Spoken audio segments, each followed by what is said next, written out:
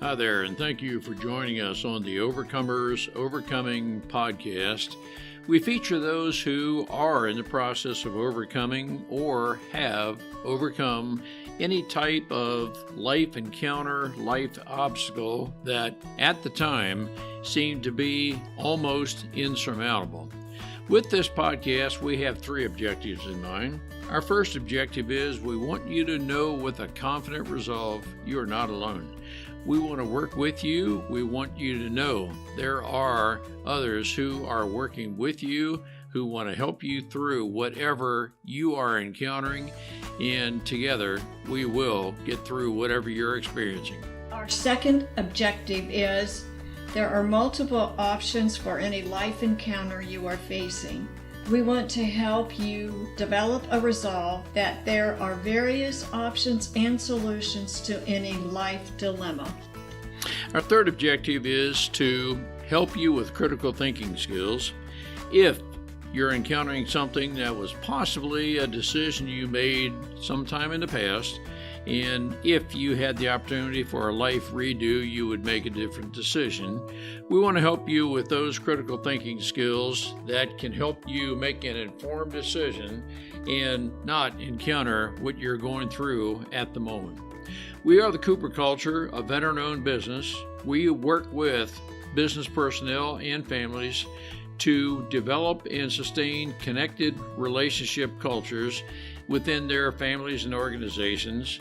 That type organization is one where people feel wanted, appreciated, and genuinely a part of that organization.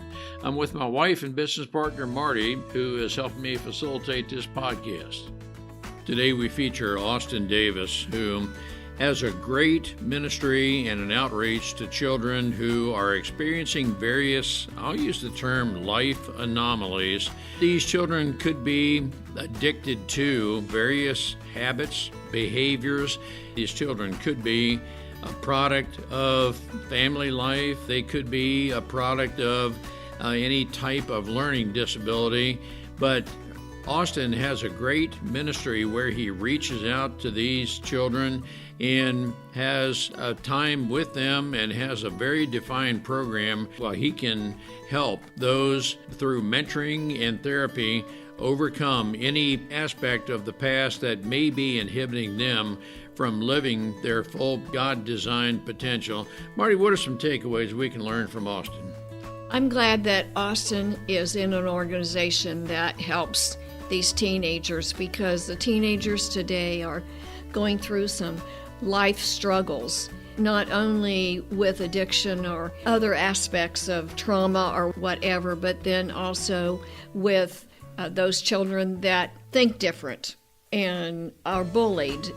And he's saying that more and more children are coming to their organization with the fact that these kids have been bullied, they've been traumatized, and they help them. So I'm glad, so glad there's an organization. There should be more of these organizations that help these kids. It's a great opportunity to learn how we can help these children learn and adapt to a different lifestyle as we choose to adapt to them. Let's listen and learn together. Austin, it is great to have you with us. Our listeners are going to be very interested in your personal experience, how you are working with teens who, as you described, are going through, in some cases, some silent struggles and struggles of all types, I'm going to believe. And then there may be some who are recovering from, and you talk about addictions. There may be some who are recovering from. And I'm missing that to say that I would hope our listeners choose to engage in conversation with anyone and everyone and be aware of, and through that awareness, without judging, without labeling, any of those kind of things, maybe, just maybe, we could help a person avoid making a very unwise decision about something, or we can help those who are making it through some kind of addiction. Let's say they're on the backside, help them reintegrate into the workforce, society, and so forth. But just some of the things that crossed my mind. Austin, it's great to have you with us. Thank you. Thank you. Thank you for taking time out of the day and having me on. Austin, you would deal in teenage behavioral health, addiction treatment, and so forth. I don't necessarily have a place to start, but maybe just tell us what are some of the, I don't know, propensities for teens to get involved in, and are there some general trends that you see from your perspective? Propensity. I think we all have the propensity towards poor mental health or addiction, right? We're consumers from birth. Freud was good with the id, the id, and the superego, right? Yep. We kind of know that we all have the propensity to be addicted to something. And so our kids right now, they get introduced to the phone at probably age 1 or 2, and they're growing up with technology. And so there's that dopaminergic addiction or response that they're getting used to. And and then all the platforms, right? They know the algorithm, they know the platforms for the kids, and then substances, and then we see kids using mental health disorders as a way of coping, right? I am depressed or I am bipolar, and then so that validates the behaviors of my life or something like that. So, yeah, it's a big wide scope.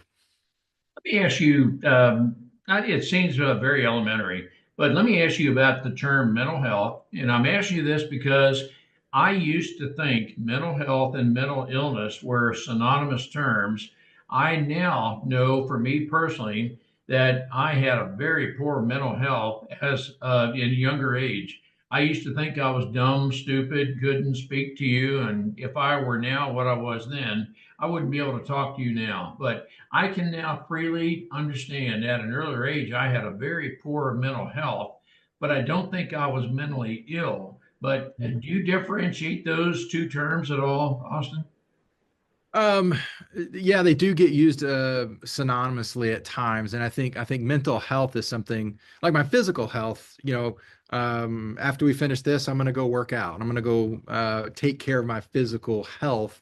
So mental health is the same thing. It's a continuation, right? Like, but if I break my leg, I'm gonna have a broken leg. I'm gonna have a condition. I'm gonna have to go to a doctor, and to where like mental illness is probably more geared to the Diagnostic Statistical Manual of Disorders, right? That has a certain definition to that lack of health or mental health.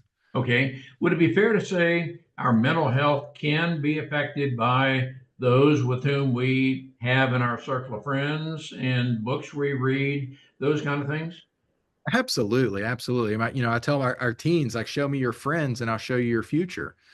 I'm a Christian and believer, and so I surround myself with those people because they have the same lifestyle that I have, right? I'm a clinician, so if I want to learn something, I hang out with clinicians, and I'm an entrepreneur, so I hang around people who build things and drive business initiatives every day because that's what I want my life to look like. So absolutely, our mental health. Is almost codependent on our community at times. Oh, I'm right there with you. What you just said is very important for our listeners. That I'm a believer, and you're an expert in this, Austin, but I'm a believer that if we can, I'm going to use the word discern, not judge. If we discern, and just very briefly, Marty and I are faith based. Jesus Christ is our Lord and Savior. As we work with people, as we are discerning through the power of the Holy Spirit, that maybe, just maybe, you're with the wrong circle of friends. Maybe you're not using your time wisely and so forth. If we can engage with a person without being judgmental or labeling or so forth, is that one approach we should be able to take to maybe help another person who is you've taken a left turn when I would hope you would have made a right turn, kind of thing, just to use that very elementary expression. I mean, Paul, I think it was Paul's pretty clear, right? Be in the world, but not of it. And I think we have, um, and let me just say, I have a calling, to kind of press into the darkness and go be with people, that I wouldn't necessarily go be with, right? Like, actually they come and live with with me at our centers, and we do treatment and things like that. But I think there's two types of relationships. Like, you have your people who feed into your life and you have a relationship with, and then you have those that you're, sort of that outer circle that, you're trying to build relationship with, and figure out, if they can enter into that. I'm trying to be PC here, right? Like, there's some folks you don't want to be around, Yep. right? Because they violate, the core. I'll use sports analogies, right? If you don't want somebody in your team because they're a bad player, you don't invite them to play basketball, right? If they show up on the court and they don't pass, well, I don't want to play with that guy. But let me use that as a good analogy right there in the context that you're you know a youth sufficiently to know that, well, you're not confident enough to have a lot of friends, and you're, let's just say that you impress me as being uncertain about yourself, and you're maybe a little bit standoffish or maybe introverted, whatever the may be. But I'm discerning you have a real lack of confidence in yourself, and you're willing to accept anyone as a friend, and you're discerning this is what's happening. I will tell you, Austin, my perception is that person has, I'm going to use the word propensity, if they haven't already. Yeah, because you have maybe a low self-image, low self-confidence, you might be certain you might be engaging in the wrong circle of friends. It's at that point where I would like to engage you in conversation. Maybe I could help steer you in a better direction and help you from making a fateful decision. Yeah, yeah, absolutely. I think that's key. And the country song says, "Looking for love in all the wrong places." I use that, or it's way before our kids were born. But yeah, we see that. We see this, pattern of behavior. There's attachment theory and stuff like that, that fits into place here. But yeah, this my belief about self is I'm dumb, I'm dumb, I'm fat, I'm ugly, I'm stupid, I'm worthless. Well, then I'm gonna go find those types of relationships, because that's what I believe about myself. Um, we see that everywhere. Austin, I would like to know how you got started in this particular uh, area, because there may be someone in our audience that says, I want to help, but I don't know how to get started. Or, is this really a calling from God for me? Yeah. Yeah, so, I came to faith at 15. I went to, didn't grow up in the church, went to church with a friend. And the next 2, 3 years of high school, God just grabbed my life, and I felt like there was a call to do ministry of some sort. And I was a part of the youth. And so, one of the, mentors there said, there's a school in East Tennessee, that's, called Lee University. I went to Lee, did my undergrad in pastoral ministries, really thought I was going to work in the local church and as a youth pastor. Actually did that for about 3 or 4 years, ended up going to seminary for an MDiv.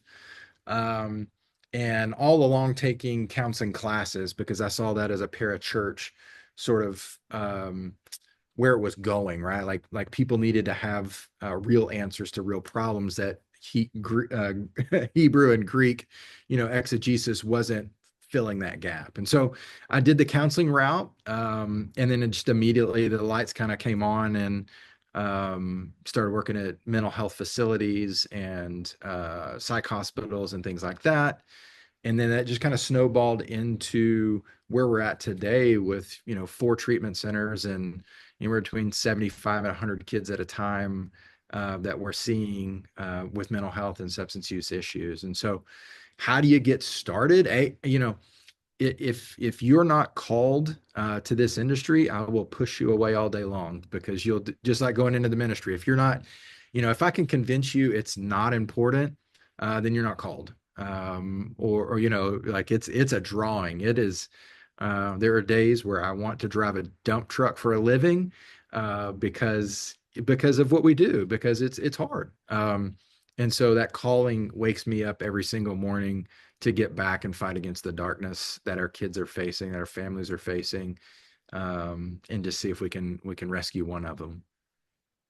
As you reflect on your life, have you experienced what you would consider poor, low mental health, any addictions of that nature?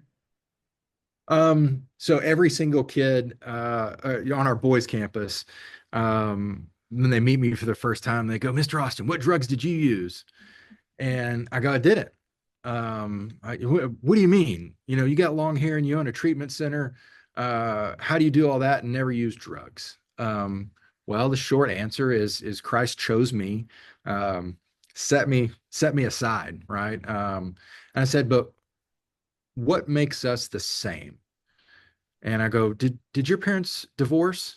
Yeah, my dad's this and that. And I get the story and I said, okay. I thought your best friend died. I read that somewhere in your intake packet. Didn't he die? Yeah. My brother and I were best friends, and I went left and he went right on our motorcycles, and he didn't come back. So we talk about death and grief. It's like you get your heart broken, so we just go through all of these things. Um, and we begin to identify and connect together, because it's not substances that make us the same, it's life experiences. And it is this sort of evolution of mental health, right? Like, for sure, I was sad and uh, maybe depressed, right? When my brother died. As a 10-year-old, I didn't know what those feelings were as my parents divorced, but I sure played a lot of baseball the upcoming years, and dealt with my stuff that way. And so those things have evolved throughout life. But yeah, I think we're all emotional beings and created that way. And so the magic is how do we deal with it? What do we do? Jesus says, cast our cares upon him. His yoke is easy and his burden is light. Like, so, like, that's how, I experience those things, but I go back to um his word, and lay that before his feet as best as I can every day. I'm not perfect. I mean, I still have my days. I think one of the important things you just said is, or my take of it, and I want to make sure that I'm interpreting correctly, is you, a listener, do not necessarily have to have been addicted to anything.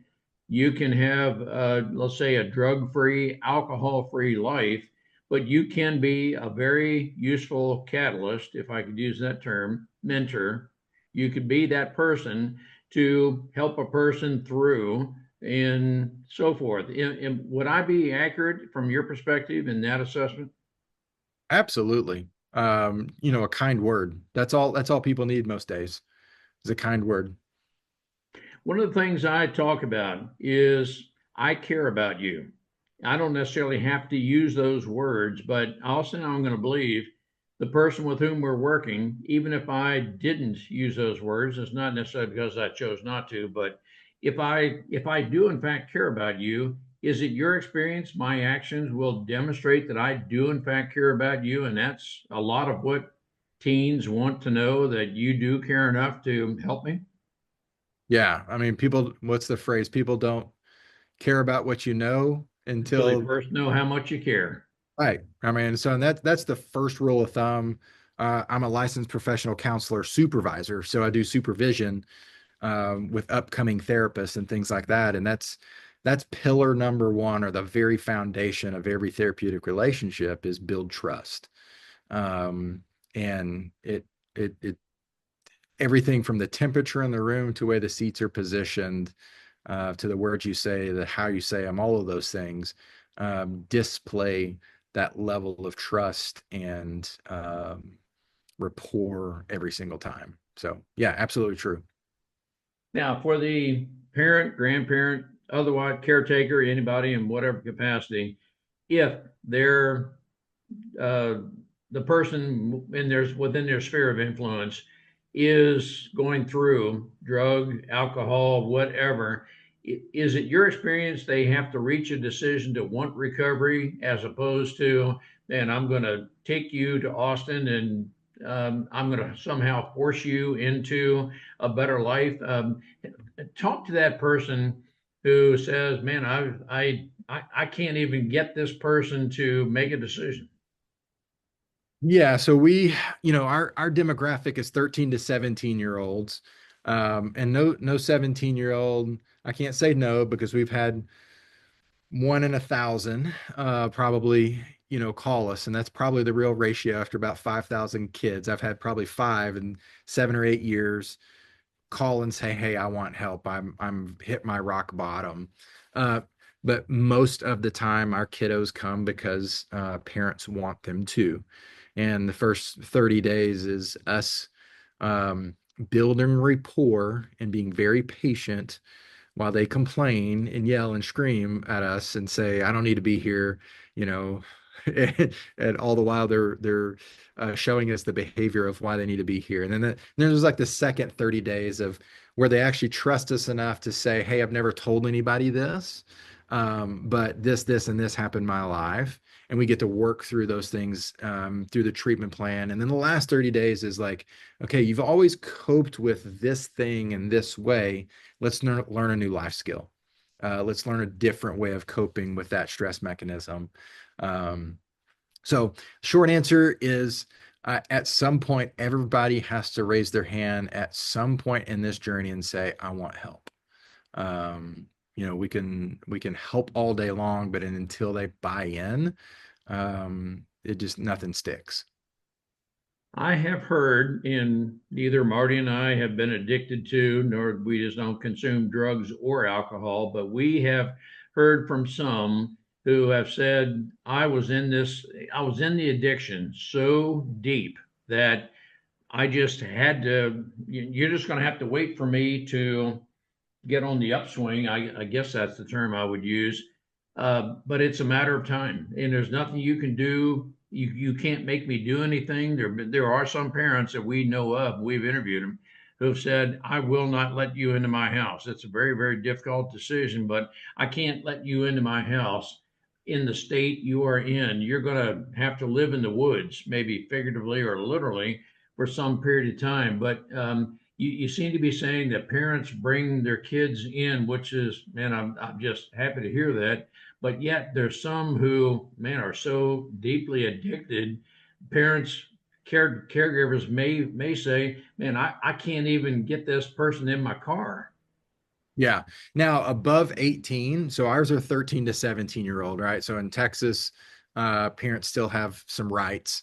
Once they're 18, I worked in adult treatment for a long time. And so that is the conversation, right? Is boundaries and expectations of, this is how you live in our home. And if it's outside those guidelines, you don't live inside of our home. And so there are some healthy ways to sort of abate that addiction cycle, because whether families agree or not, they're a part of the problem. Not saying they're the problem, but it's a cycle. It's a family system. We're all here because of our mom and dad, and so yeah, they have some responsibility both to themselves and to their child to have good boundaries and expectations. What you just said is very important. And what I'm taking from it, you possibly have kids that are a product of their family background. And maybe or you at least suspect that if the home environment, if the home culture doesn't change, recidivism is going to happen even after you've taken the kids through treatment. Do you work with the parents, caregivers, and so forth alike and express something like that? That Austin, feel very confident I can bring your son or daughter through their addiction. However, the home environment could cause recidivism. Do you have to deal with that very difficult situation?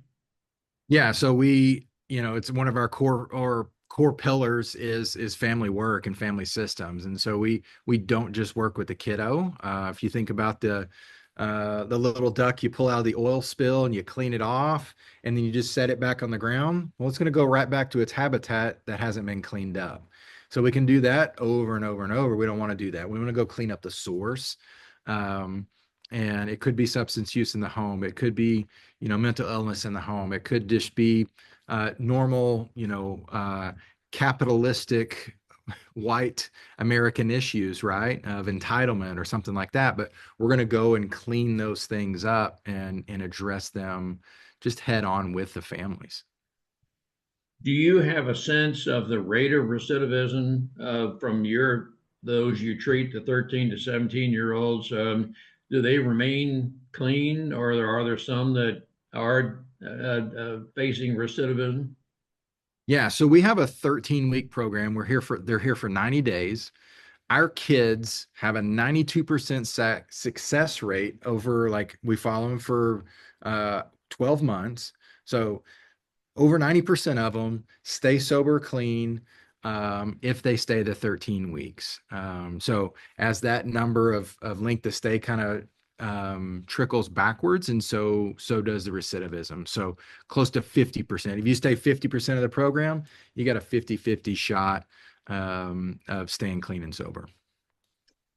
In your program, I'm going to believe you emphasize God the Father, God the Son, God the Holy Spirit as the source of your recovery.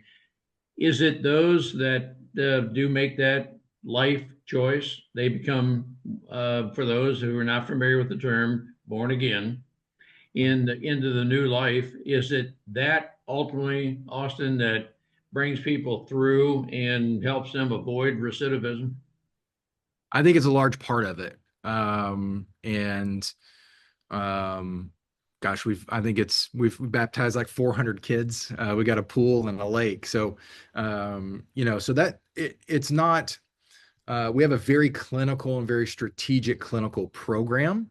My thought and belief is if God is down that way on the road, there's several things between me and him that we need to remove clinically and relationally. And once we begin to remove those blocks, then our kids can see God the Father.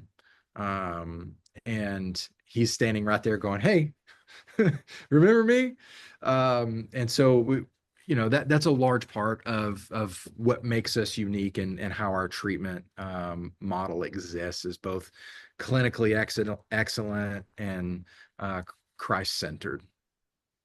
If I'm interpreting you correctly and hearing everything you're saying right, I'm going to say, clinically diagnose whatever some of the deeply held, and I call it in the subconscious, that might be keeping you or driving you in the state you're in. You deal with those issues to clear up the roadblocks. I'm going to use that term somewhat loosely. And once you deal with those issues, then maybe they can see the better life. Is that somewhat of a simplistic way that you deal with your kids? Yeah, absolutely. Absolutely. I just think yeah, you said it. I don't need to regurgitate it. You said it. That's it. That's my job. Okay. I want to ask, you deal with just drug issues, right? Now, there are children that have been bullied, and there are children that are autistic and they have been bullied and they go into things like, so do you have children like that? Yeah, absolutely. So the last probably 5 years, we've seen our milieu or our census change. We started out as substance use primary, and so now it's about a 60-40.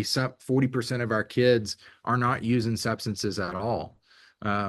So they're cutting, they have suicidal ideations, they're oppositional defiant, and have behavior issues.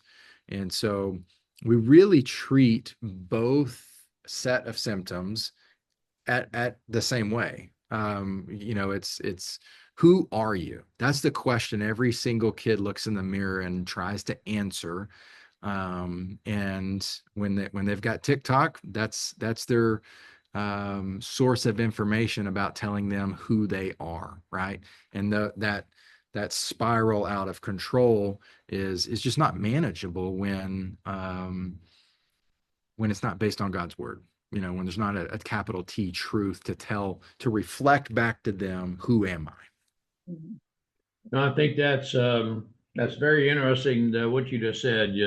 The increasing number of people who are on the maybe autistic spectrum, ADHD, any of those kind of I'm going to say neurological disorders, dysfunctions.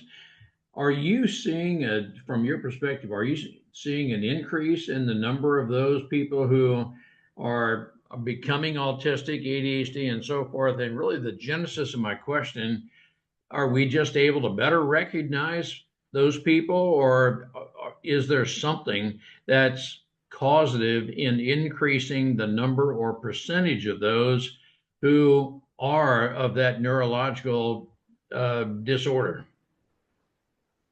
This will be a political statement, but you've seen the RFK stuff, Yep.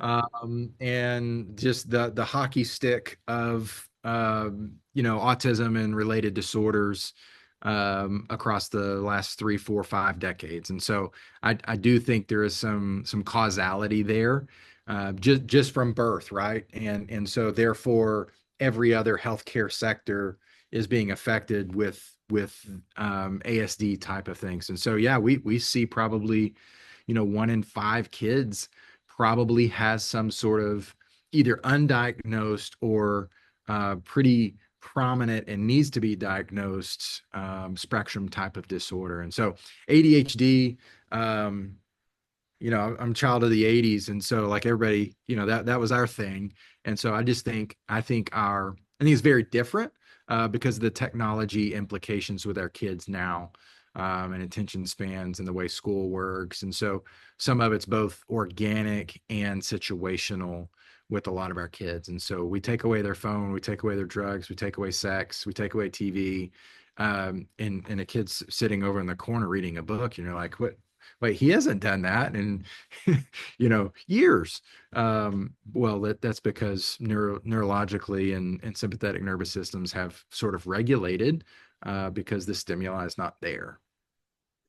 I'm going to ask you a question that I think to be true, but as we identify any, let's say, behavioral topics, issues, whatever term we'd use, that you seem to be addicted to the cell phone. You seem to be addicted to excessive whatever. My perception, and here I'm going to ask you a question, as I'm not a clinical psychologist, but as we identify whatever it is they are becoming addicted to, screen time, and which covers a broad spectrum, we need to replace it with something more wholesome. We can't just take away from. We need to actually replace whatever it is we're trying to modify their behavior, but we need to replace it with something better. Would that be a fair statement, Austin? Absolutely. And some of it can be maladaptive. I've watched a lot of methamphetamine users go and run 10 or 12 marathons in a year, and their body deteriorates just as fast as what they would do as they would use meth. So we have to make sure that replacement doesn't go from drugs to having 19 sexual partners. So we have to. I think we have an illustration in the New Testament, right? We go in and clean house and remove all the demons, and if we don't go and put the good stuff back, the demons will just go get 7 more friends and come back. So we do have to refill the temple with things of holiness. Go back to your community and your friends and who you're around. There is some element of that, right? Like if I didn't work out every day, I would probably be an alcoholic or something. Or like just me personally, I'm driven, I'm entrepreneur. That's just my propensity. And so I try to focus on health instead of unhealth in my behaviors. And what comes to mind as we're discussing this is Romans 12:2, where it talks about transforming the mind. And I think we need to be, and I would hope our listeners would choose to be a catalyst to help transform the mindset of those who aren't thinking well. And I'm now mental health to me could be a lot of negative thinking, could be some aspect of depression. It could be whatever is maybe slowly driving us to the wrong direction. We need to engage with those people to help transform the mindset with something better. And I am saying it's not just take away, but it's replaced with something more wholesome. And I know, Austin, a lot of times that, man, I tell you what, I can't even begin to think of some of those things.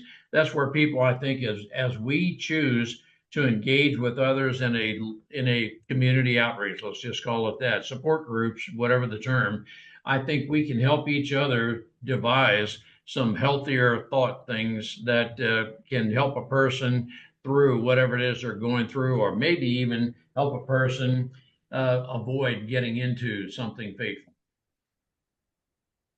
Absolutely. Absolutely agree.